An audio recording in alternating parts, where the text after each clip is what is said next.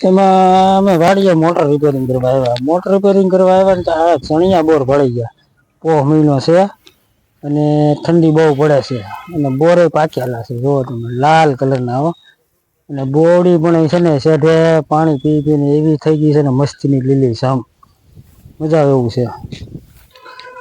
બોર એકદમ બધા વાઈડમાં છે પણ બોર ખાવા માટે અંદર કાંટા ખાવા પડે.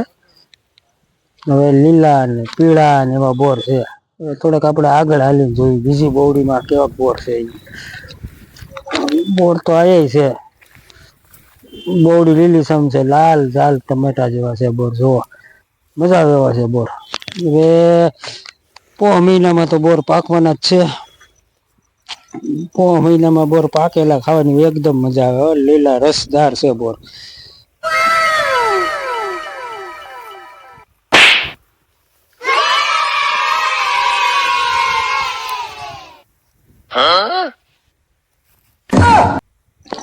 બોર ના કાંટા ખાવા એટલે તમને બોર મીઠા લાગે.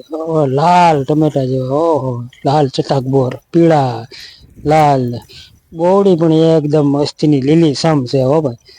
બોર તોડવાની પણ મજા આવી ગઈ છે. થોડાક આગળ હાલીને જોયું આપડે બોર તો હારા છે. પોહ મહિનું રહ્યો એટલે બોર તો પાકવાના જ છે ને એન ટાઈમ છે એનો પાછો.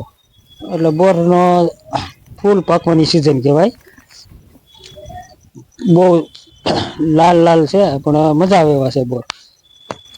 કાંટા વાગ્યા પણ આમ થોડીક મજા આવી ગઈ. હવે થોડાક હવે જોઈએ આગળ હોય તો. હા એ બોર છે પણ લીલા છે થોડાક હજી પાક્યા નથી. ઠંડી પડી છે એટલે પાકી જાહે.